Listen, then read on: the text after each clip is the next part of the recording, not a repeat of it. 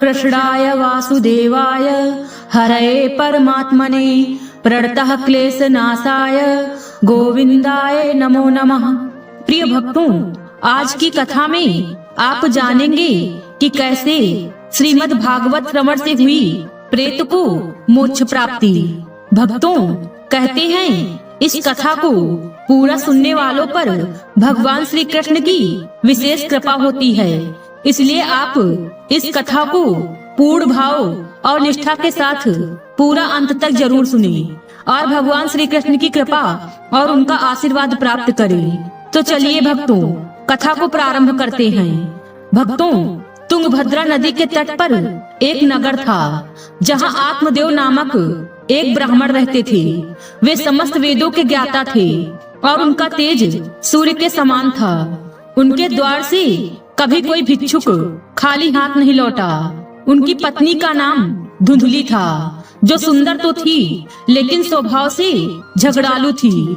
धुंधली अक्सर झगड़े के लिए बातें करती, पर आत्मदेव शांत रहते थे। जब भी आत्मदेव घर लौटते, घर में केवल कलह और अशांति होती, जिससे उन्हें घर एक बड़े नरक जैसा लगने लगा। समय के साथ आत्मदेव वृद्ध हो गए, लेकिन उन्हें कोई संतान नहीं हुई।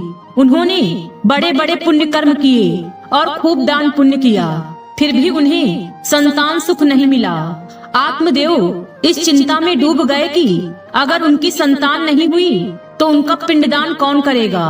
उन्होंने हर संभव प्रयास कर लिया, लेकिन सब व्यर्थ रहा। एक दिन आत्मदेव जी ने सोचा कि वे जंगल में जाकर अपने प्राण त्याग देंगे, क्योंकि घर में कलह थी और संतान भी नहीं थी। उन्हें जीवन व्यर्थ लगने लगा और वे जंगल की ओर चल पड़े। उसी समय एक महान संत प्यास बुझाने के लिए एक सरोवर की ओर जा रहे थे। आत्मदेव जी संत के पास पहुँचे, उन्हें साष्टांग प्रणाम किया और हाथ जोड़कर खड़े हो गए। संत ने पूछा, तुम्हारी चिंता क्या है?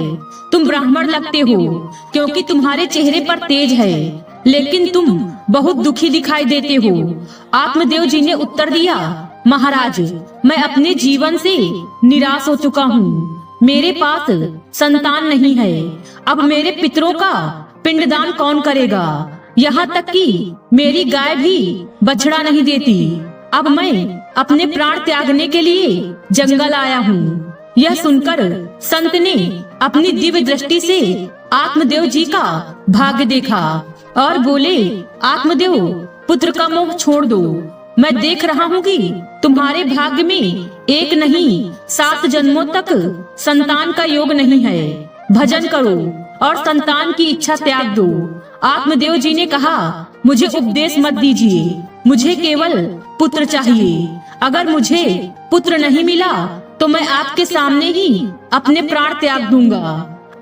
आत्मदेव जी का आग्रह देखकर संत ने कहा, विधाता के लेख को कोई मिटा नहीं सकता, लेकिन तुम्हारी प्रार्थना को देखकर मैं कुछ कर सकता हूँ। संत ने योग बल से एक फल प्रकट किया और कहा, यह फल अपनी पत्नी को खिला देना, इससे एक ज्ञानी पुत्र का जन्म होगा। यह सुनकर आत्मदेव जी अत्यंत प्रसन्न हुए और उन्होंने वह फल अपनी पत्नी धुंधली को दिया। धुंधली ने कहा, फल तुरंत थोड़ी खाया जाता है, नहा धोकर खाया जाता है। यह फल मुझे दे दो और आप निश्चिंत हो जाओ। धुंधली का स्वभाव क्रूर और कुटिल था। उसने अपनी बहन को बुलाया और रोते हुए कहने लगी, बहन, मुझे बड़ी चिंता हो रही है। आत्मदेव जी यह फल लाए हैं, जिससे गर्भ ठहरेगा। सुना है गर्भधारण और बच्चे के जन्म के समय बहुत कष्ट होता है। यह सब मैं सहन नहीं कर पाऊंगी। उसकी बहन ने कहा, मैं भी गर्भवती हूँ। तुम ऐसा करो, मेरे पति को धन दे दो और गर्भवती होने का नाटक करो। जब मेरा बच्चा होगा तब मैं उसे तुम्हारे घर पहुँचा दूंगी। फिर मैं कह दूंगी कि मेरा बच्चा मर गया। धुंधली इसके लिए सहमत हो गई। उसकी बहन ने यह भी कहा, जो फल लाए हो उसे पहले गाय को खिला दो ताकि उसकी परीक्षा हो सके। जैसा उसकी बहन ने कहा, धुंधली ने ठीक वैसा ही किया। उसने वह फल गाय को खिला दिया और गर्भवती होने का नाटक शुरू कर दिया।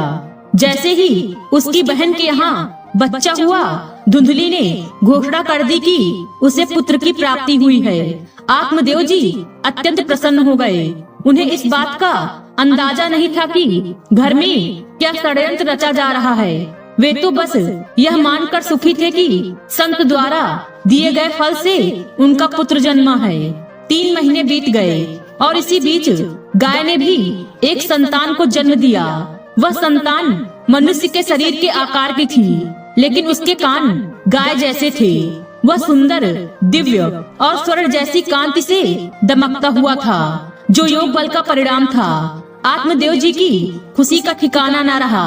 घर में एक नहीं 2 बालकों का जन्म हुआ, एक उनका पुत्र और दूसरा गाय की संतान। चूंकि गाय की संतान के कान गाय जैसे थे, आत्मदेव जी ने उसका नाम गोकर्ण रखा। दूसरी ओर धुंधली ने अपनी क्रूर मानसिकता के अनुरूप बिना किसी शास्त्रीय विधि के अपने पुत्र का नाम धुंधकारी रख दिया। कुछ समय व्यतीत हुआ और गोकर्ण और धुंधकारी दोनों युवा हो गए। गोकर्ण ने वेदों का ज्ञान प्राप्त किया और धर्म के मार्ग पर चलने वाला महान ज्ञानी और महात्मा बना। इसके विपरीत धुंधकारी ने अपनी दुष्ट प्रवृत्तियों को और बढ़ावा दिया। उसके अंदर पवित्रता का कोई नामो निशान नहीं था। उसका आचरण अत्यंत बुरा था।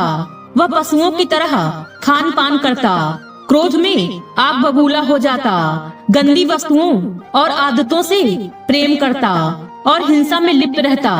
धुंधकारी का स्वभाव बचपन से ही आक्रामक और हिंसक था।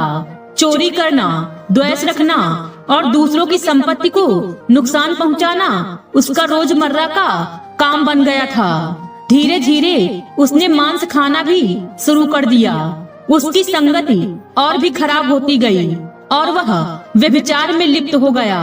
वैश्याओं के संपर्क में आकर उसने घर की सारी संपत्ति उन पर लुटा दी।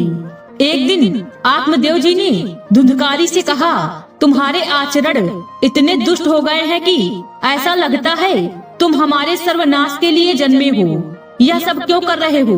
इस पर धुंधकारी क्रोधित हो गया और उसने अपने पिता आत्मदेव जी की बेरहमी से पिटाई कर दी।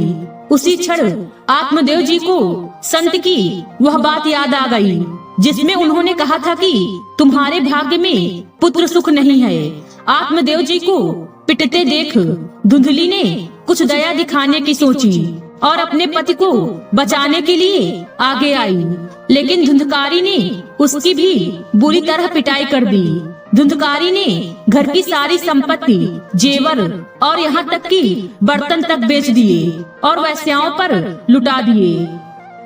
जब सब कुछ खत्म हो गया तो खाने को भी कुछ नहीं बचा। धुंधली रो रो कर कहने लगी, इससे तो अच्छा होता कि मैं बांझ ही रह जाती। अब मैं कहाँ जाऊँ? कौन मेरी मदद करेगा? इतनी बड़ी विपत्ति आ गई है कि न खाने को कुछ है और न पीने को। धुंधकारी हर रोज हमें पीटता है। आत्मदेव जी भी बैठे बैठे यह सोचकर रोने लगे, काश मैं संत की बात मान जाता। तभी गोकर्ण जी आए और बोले, पिताजी, आपके जैसे विद्वान पुरुष के लिए इस प्रकार का शोक करना उचित नहीं है। आप शास्त्रों के ज्ञाता हैं, फिर इस रूप मोह में फंसकर एक अज्ञानी की तरह क्यों रो रहे हैं? संसार के बंधनों को छोड़िए और वन में जाकर भगवान का चिंतन करते हुए अपना जीवन व्यतीत कीजिए। गोकर्ण जी के वचन सुनकर आत्मदेव जी वन में जाने के लिए सहमत हो गए। उन्होंने कहा, मुझे समझ नहीं आता कि भगवान की प्राप्ति कैसे करूं।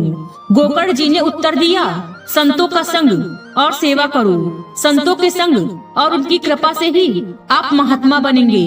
भगवान की कथा और लीला सुनो, यही मार्ग आपको नित्य भगवत धाम की प्राप्ति कराएगा। आत्मदेव जी ने घर छोड़कर वन की यात्रा की और दिन रात भगवान का चिंतन करते हुए निरंतर नाम जप किया। उनके इस तप और भक्ति के प्रभाव से उन्हें श्री कृष्ण की प्राप्ति हुई, जैसा कि गोकर्ण जी ने उन्हें उपदेश दिया था। जब आत्मदेव जी वन में चले गए तब धुंधकारी को और अधिक स्वतंत्रता मिल गई। उसने अपनी क्रूरता बढ़ा दी और एक दिन धुंधली को बेरहमी से लाठी और डंडे से मारते हुए कहा, बता धन कहाँ छिपा है।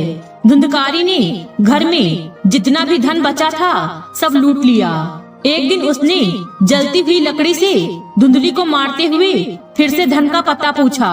धुंधली जो रोज रोज की मार पिटाई से तंग आ चुकी थी, किसी तरह भागी और कुएं में कूदकर आत्महत्या कर ली। इस प्रकार धुंधली दुर्गत को प्राप्त हुई, जबकि उनके पति आत्मदेव जी को भगवान श्री कृष्ण की प्राप्ति हुई। गोकर्ण जी ने जब देखा कि धुंधकारी का आतंक बढ़ता जा रहा है, तो उन्होंने उसे छोड़कर उदासीन भाव से तीर्थ यात्रा पर जाने का निश्चय किया। धुंधकारी अब 5 वेश्याओं के साथ रहने लगा। वह उनके लिए चोरी छिपे पशुओं का मांस और अन्य वस्तुएं लाकर उनकी इच्छाएं पूरी करता था। एक दिन उन वेश्याओं ने कहा, तुमने हमें आज तक हार नहीं पहनाया। धुंधकारी ने उन्हें हार लाने का वादा किया और इसके लिए उसने चोरी करके धन जुटाने का प्रयास शुरू कर दिया। जब वेश्याओं ने देखा कि धुंधकारी रोज चोरी करता है और अब हार लाने के लिए बड़ा धन इकट्ठा कर रहा है, तो उन्हें भय हुआ कि वह जल्द ही पकड़ा जाएगा। उन्होंने सोचा, यदि वह पकड़ा गया तो राजा उसे फांसी देगा और उसके साथ हमें भी फांसी हो जाएगी। मरना तो तय है, क्यों न हम ही इसे मार डालें ताकि हम बच सकें। इस प्रकार उन्होंने गुप्त रूप से यह संकल्प लिया कि वे धुंधकारी को मार देंगी। एक रात जब धुंधकारी गहरी नींद में था, 5 वेश्याएं उसकी चारपाई के पास आई और उसे रस्सियों से बांध दिया। जब उसकी आंख खुली तो उसने देखा कि वेश्याएं उसे मारने की कोशिश कर रही हैं। उन्होंने रस्सी से उसका गला घोंटने का प्रयास किया। इसके बाद वे रसोई से जलते हुए कोयले लाई और धुंधकारी के मुंह में भर दिए। अंत में उन्होंने उसके गले को कसकर दबा दिया, जिससे धुंधकारी तड़प तड़प कर मर गया। इसके बाद वेश्याओं ने उसके शरीर को घर में एक गड्ढे में दबा दिया और सारा धन लेकर भाग गई। धुंधकारी की आत्मा को प्रेत योनि प्राप्त हुई। अब वह भयंकर बवंडर के रूप में 10 दिशाओं में भटकने लगा। जब गोकर्ण जी तीर्थ यात्रा से लौटे तो उन्हें पता चला कि धुंधकारी की हत्या कर दी गई है। उन्होंने धुंधकारी की आत्मा की शांति के लिए पिंडदान किया और तीर्थों में मंत्र अनुष्ठान किए। जब गोकर्ण जी अपने पिता आत्मदेव के घर लौटे तो उन्होंने महसूस किया कि धुंधकारी की आत्मा, जो अब प्रेत बन चुकी थी, वही मंडरा रही है। धुंधकारी ने गोकर्ण जी को देखते ही प्रकट होकर मदद की आशा से इशारा किया। वह पहले भेड़ के रूप में आया, फिर भैंसे और अंत में इंद्र के रूप धारण किए। गोकर्ण जी, जो ज्ञानी महात्मा थे, तुरंत समझ गए कि यह प्रेत आत्मा है, क्योंकि यह विचित्र रूप धारण कर रहा था। उन्होंने बिना डरे पूछा, तू कौन है? ये नाटक क्यों कर रहा है? तुझे इस दुर्गत को क्यों प्राप्त होना पड़ा? प्रेत रूप में धुंधकारी चिल्ला चिल्ला कर रो रहा था, लेकिन एक शब्द भी नहीं बोल पा रहा था। गोकर्ण जी ने समझ लिया कि भारी पापों के कारण वह बोलने में असमर्थ है। उन्होंने जल लिया और मंत्रों का जाप कर धुंधकारी के ऊपर फेंका। जैसे ही जल गिरा, धुंधकारी बोलने योग्य हो गया और उसने कहा, भैया, मैं आपका भाई धुंधकारी हूँ। मेरी बहुत दुर्गति हो गई है, मुझे भारी कष्ट हो रहा है। मैंने अपने जीवन में बहुत पाप किए हैं, अब मैं पश्चाताप कर रहा हूँ। उन वेश्याओं ने मुझे तड़पा तड़पा कर मार डाला। अब मैं प्रेत योनि में भटक रहा हूँ, भूखा प्यासा, पर खा पी नहीं सकता। आप कृपा करके मेरा उद्धार करें। गोकर्ण जी ने कहा, मैंने तो तुम्हारे लिए श्राद्ध किया था, तीर्थों में अनुष्ठान भी किया, फिर तुम्हारा प्रेत योनि से उद्धार क्यों नहीं हुआ? धुंधकारी ने उत्तर दिया, भैया, सैकड़ों बार श्राद्ध करने से भी मेरा उद्धार नहीं हो सकता। मैं बहुत बड़ा पापी हूँ, मैंने बड़े बड़े पाप किए हैं। गोकर्ण जी ने कहा, अगर सैकड़ों बार श्राद्ध करने से भी तुम्हारी मुक्ति नहीं हो सकती तो तुम्हारी मुक्ति असंभव है। धुंधकारी ने विनती की, भैया, मैं आपके चरणों में पड़ा हूँ, कृपा करके मेरा उद्धार करें। गोकर्ण जी ने उसे घर से बाहर निकलने के लिए कहा। तुम अभी इस घर से जाओ और जब मैं बुलाऊं तब आ जाना। धुंधकारी गोकर्ण जी की आज्ञा पाकर घर से बाहर चला गया और इधर उधर भटकने लगा। गोकर्ण जी ने रात भर विचार किया कि धुंधकारी का उद्धार कैसे हो सकता है। जब सुबह हुई, गोकर्ण जी ने विद्वानों से सलाह ली। कई लोगों ने शास्त्रों का हवाला देकर उपाय सुझाए, लेकिन कोई ठोस हल नहीं मिला। गोकर्ण जी तपस्वी थे। उन्होंने सोचा औरों से पूछने की बजाय सीधे भगवान सूर्य से पूछना चाहिए। अपनी भक्ति और श्रद्धा के साथ उन्होंने मंत्रों का उच्चारण करते हुए सूर्य की गति को रोक दिया और उनसे पूछा, धुंधकारी का उद्धार कैसे हो सकता है। सूर्य देव ने गोकर्ण जी की प्रार्थना सुनी और कहा, श्रीमद् भगवत का नियम पूर्वक 1 सप्ताह तक पाठ कराओ। 7 दिन में उसकी मुक्ति हो जाएगी। सूर्य भगवान की आज्ञा मानते हुए गोकर्ण जी ने निर्णय लिया कि वे स्वयं भागवत कथा सुनाएंगे और धुंधकारी का उद्धार करेंगे। कथा का समय तय किया गया और जब लोगों ने सुना कि भगवान की कथा से सभी पापों का नाश हो जाता है, तो पापी और पुण्यात्मा सभी कथा सुनने के लिए आए। गोकर्ण जी ने धुंधकारी को भी बुलाया और कहा, तू इस 7 गांठ वाले बांस पर बैठ जा और कथा सुन। धुंधकारी वायु रूप धारण कर बांस के छिद्र में जाकर बैठ गया। गोकर्ण जी ने एक वैष्णव को मुख्य श्रोता बनाकर स्पष्ट स्वर में भागवत कथा सुनानी प्रारंभ की। प्रतिदिन शाम को कथा का विश्राम किया जाता था और पहले दिन के अंत में बांस की एक गांठ टूट गई। इसी प्रकार हर दिन एक गांठ टूटती गई। 7वें दिन जब 7वीं गांठ भी फट गई, तब धुंधकारी दिव्य स्वरूप में प्रकट हुआ। उसका श्याम वर्ण था। उसने पीताम्बर धारण किया था, तुलसी की माला पहनी थी और उसके सिर पर मनोहर मुकुट और कानों में कुंडल थे। वह गोकर्ण जी के सामने आया और प्रणाम करते हुए बोला, भैया, अब मैं प्रेत योनि से मुक्त होकर भगवत पार्षद बन गया हूँ। सभी ने यह दृश्य देखा और जय घोष किया। तभी एक दिव्य विमान आया और भगवान श्री कृष्ण के पार्षदों ने कहा, धुंधकारी आओ। धुंधकारी दिव्य विमान पर बैठ गया। जब वह विमान पर बैठकर जाने लगा, तो गोकर्ण जी ने उसे रोकते हुए कहा, रुको, यह क्या? कथा तो हजारों लोगों ने सुनी, तो हजारों विमान आने चाहिए और सबको ले जाना चाहिए, क्योंकि मैंने सभी के लिए समान रूप से कथा सुनाई थी और सबने ध्यान से सुनी थी। भगवत पार्षदों ने उत्तर दिया, गोकर्ण जी, आपके सुनाने में कोई भेद नहीं था, परंतु सुनने में भेद हो गया। धुंधकारी ने उपवास करते हुए बिना खाए पिए कथा का श्रवण और मनन किया। उसने रात दिन कथा का चिंतन किया, इसीलिए वह परम पद का अधिकारी बना। बाकी लोग केवल कथा सुनकर चले गए, उन्होंने मनन नहीं किया, इसलिए उनका उद्धार नहीं हो सका। यह कहकर विमान चला गया। लेकिन गोकर्ण जी ने सभी श्रोताओं से कहा, जब तक मैं सबको विमान में बैठाकर परम धाम नहीं भेज दूंगा, मुझे चैन नहीं मिलेगा। सावन के महीने में हम फिर से अनुष्ठान करेंगे। सब लोग आओ, कथा सुनो और नियमों का पालन करते हुए मनन करो। गोकर्ण जी की इस बात पर सबने सहमति दी और सावन के महीने में पुनः श्रीमद् भागवत कथा का आयोजन किया गया। सभी श्रोताओं ने उपवास रखकर अल्पाहार करके कथा को नियम पूर्वक सुना। जब 7 दिनों में कथा समाप्त हुई, तब भगवान के अनेक पार्षद विमान लेकर आए और जितने भी कथा सुनने वाले थे, सभी को परम धाम ले गए। भगवान श्री कृष्ण ने गोकर्ण जी को स्वयं अपने हृदय से लगाया। जैसे ही गोकर्ण जी को भगवान ने हृदय से लगाया, वे भी भगवत स्वरूप हो गए। उनका रूप श्याम वर्ण में बदल गया। उन्होंने पीताम्बर धारण किया और कानों में मनोहर कुंडल झलकने लगे। भक्तों, यहाँ तक कहा जाता है कि गोकर्ण जी की अपार कृपा से जो भी जीव जंतु उस कथा में उपस्थित थे, उनका भी उद्धार हुआ। वे सभी विमान पर बैठकर भगवत धाम को चले गए। जहाँ बड़े बड़े सिद्धों को भगवान की प्राप्ति नहीं होती, वही गोकर्ण जी के प्रभाव से भागवत कथा सुनने मात्र से धुंधकारी सहित सभी श्रोता भगवत धाम को प्राप्त हो गए।